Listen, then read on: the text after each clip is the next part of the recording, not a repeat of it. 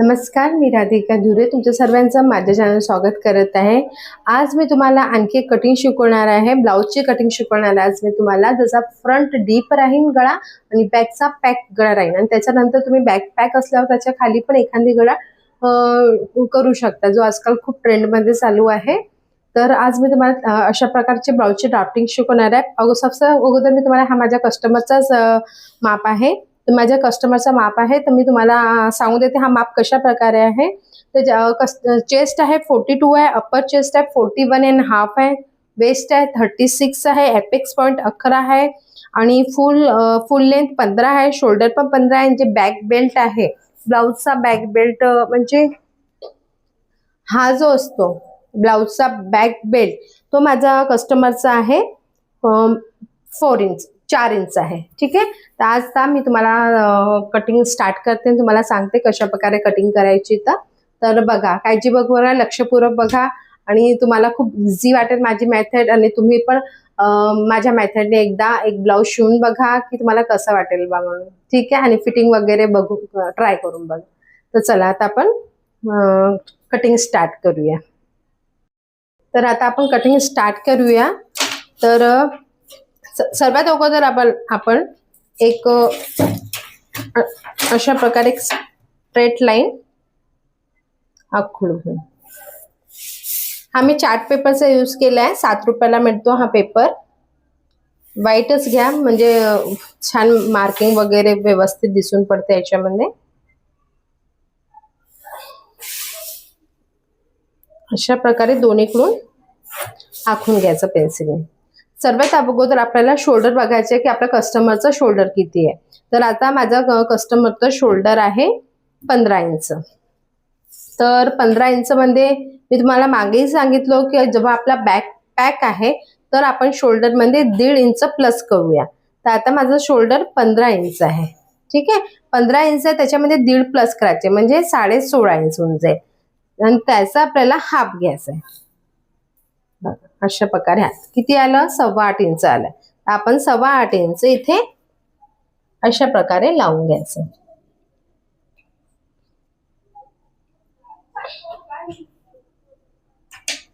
आणखी एकदा सांगते, माझा कस्टमरचा शोल्डर आहे 15 इंच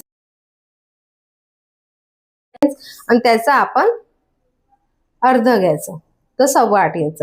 इथे आपण एक मार्क करून घ्यायचा। त्याच्यानंतर आपल्याला शोल्डर डाऊन करायचं। त्याच्यासाठी एक फॉर्म्युला आहे, जितकं पण आपण इथे हे घेतलंय शोल्डर घेतलाय, आपण किती घेतलं 8.25 म्हणजे 8.25 8.25 त्याच्यामध्ये आपल्याला डिवायडेड 5 करायचं आहे। तर आन्सर इन 1.65 म्हणजे 1.5 इंच आणि एक लाईन जास्तची। तर तसं आपण इथं शोल्डर डाऊन करून घ्यायचा। इथे टेप पकडायचा आणि इथून हा बघा 1, 1.5 आणि एक लाईन जास्त, अशा प्रकारे हे 1.5 इंच बरोबर बघून घ्या। इथेही 8.25 आला पाहिजे, इथेही 8.25 आला पाहिजे। ठीक आहे, आता आपण 3 इंचवर एक पॉइंट घेऊया इथे नेक म्हणून श्रेणी, आणि हा पॉइंट पासून हा पॉइंटला एक स्ट्रेट लाईन दोन द्यायची।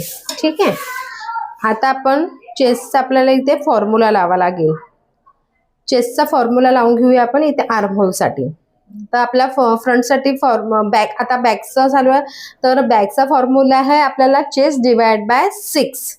आपली आता चेस्ट किती आहे 42 डिवाइड बाय 6, आन्सर काय आलं 7।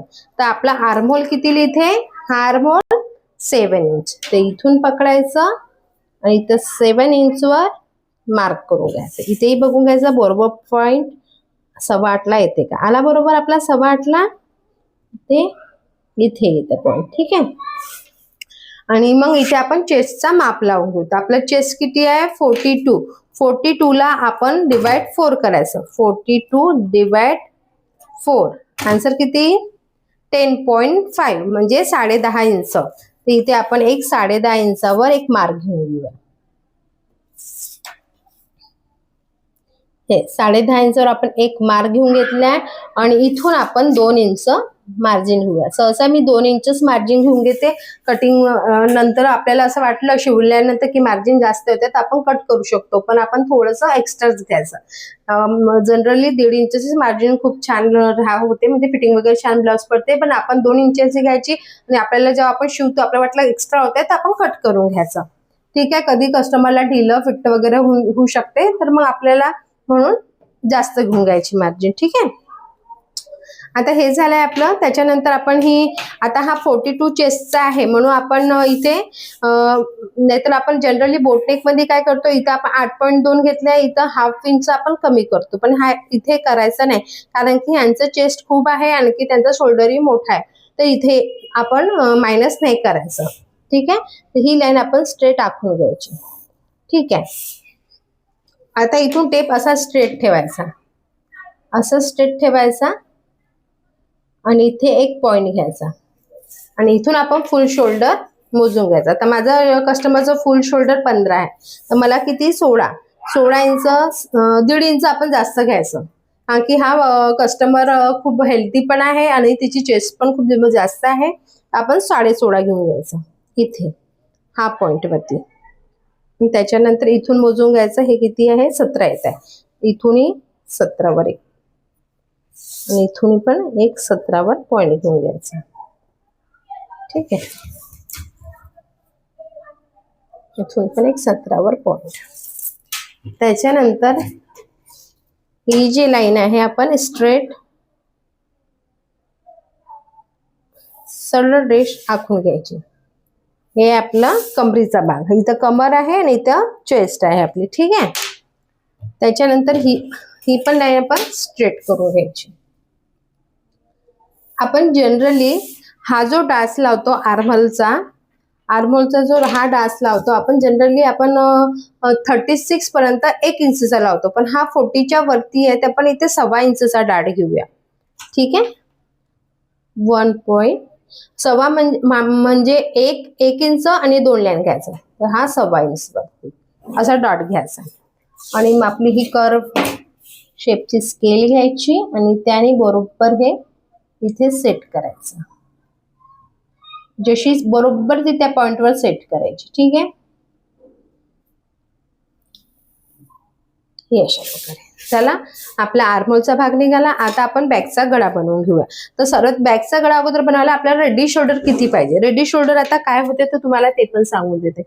आता हा ब्लाऊज आहे, याची हे जी पट्टी आहे याला म्हणतात रेडी शोल्डर. कस्टमर सांगतात की मला इतके शोल्डरची पट्टी पाहिजे, तेवढी पाहिजे, तशानुसार आपण इथे लावा. हे बघा, आता ही 2.25 पट्टी आहे. आता माझ्या हा कस्टमरला 2.5 इंचची 2.25 पण चालते, त्यांनी तसं सांगितलं नाही, पण त्यांना ब्रॉड असली तरी चालते. तर मी ही पट्टी इथे 2.25 इंचची घेणार आहे. 2.25 इंच घेणार आहे. तर त्याच्यामध्ये आपल्याला स्टिचिंगची मार्जिन 1 इंच करायची आहे, म्हणजे 3.25 इथून पकडायचं आणि इथून 3.25 वरती मार्क करायचं. हे बघा, इथे येत आहे मार्क आणि आपला 4.5चा आपल्याला गळा मिळत आहे. 4.5चा गळा आणि हे 4.25चा.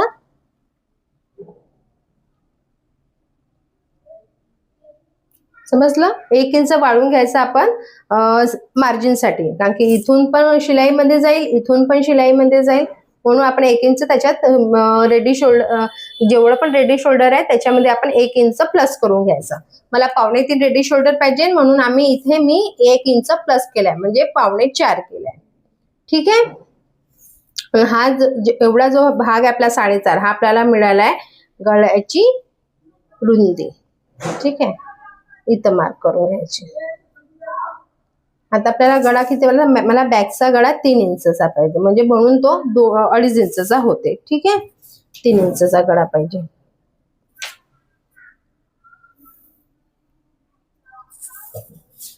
अशा प्रकारे ह्या स्केलने हा बॉक्स रेडी करून घ्यायचा.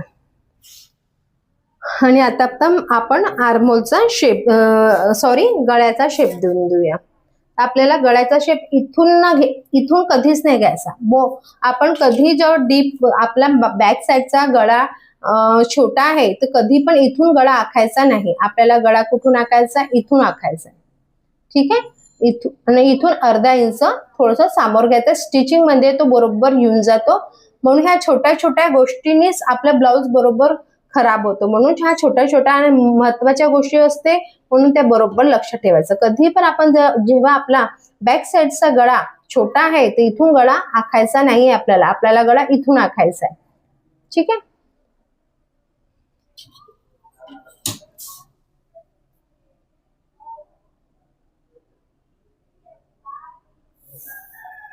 अशा प्रकारे आला आपल्या गळ्याचा शेप.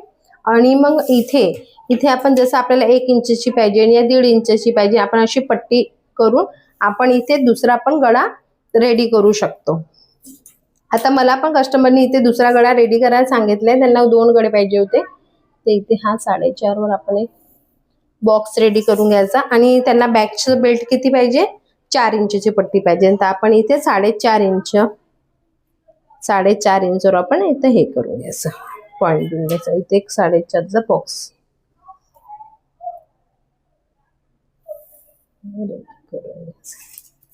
अशा प्रकारे हा बॉक्स आपण रेडी करून घ्यायचा. ठीक आहे. आणि मग याची उंची किती आहे बघा, 8.2 आहे. याचा हाफ घेऊन घ्यायचा. ठीक आहे. याचा हाफ आणि सही हाफ अशा प्रकारे. मग इथे तुम्ही कोणता पण जसं तुम्हाला अशा प्रकारे गळा आखायचा आहे, या मग इथे खूप सारे व्हेरायटी मध्ये तुम्ही गळे आखू शकता. खूप सारे याच्यावरती तुम्ही चॅनल बघता, खूप सारे डिझाईनचे गळे टाकाल तर तुम्हाला अशा पट्ट्यांचे गळे दिसूनच जाल. तर तुम्हाला जसं पाहिजे तसं तुम्ही हा बॉक्स मध्ये आपला गळा रेडी करू शकता. तर असं फक्त एवढंच राहते बॅक साईड मध्ये.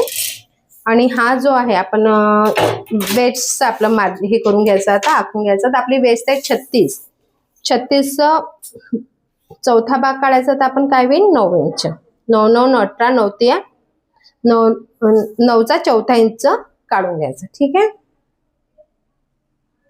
आणि त्याच्या बाद 3 इंच इथे 1 इंच आपल्याला डाटला लागेल, 2 इंच आपली मार्जिन. ठीक आहे. आणि ही लाईन स्ट्रेट आखून घ्यायची. तर हे अशा प्रकारे आपली हे बॅकची ड्राफ्टिंग रेडी आहे. समजलं. अशा प्रकारे आज आपण बॅक साईडची ड्राफ्टिंग आपली कंप्लीट झाली आहे. आता फ्रंट मध्ये तर खूप मोठं ड्राफ्टिंग असते. अगर आज मी ते पण सांगितलं तर व्हिडिओ खूप लांब होईल, म्हणून मी आज तुम्हाला फक्त बॅक साईडची ड्राफ्टिंग सांगते. उद्या मी तुम्हाला फ्रंट साईडची पण ड्राफ्टिंग सांगेल पार्ट 2 मध्ये. तर माझा व्हिडिओ कसा वाटत आहे तुम्हाला ते नक्की सांगा. आणि अगर तुम्हाला व्हिडिओ आवडत असेल तर माझ्या चॅनलला सबस्क्राईब करा, लाईक करा आणि शेअर करा. आणि थँक्यू.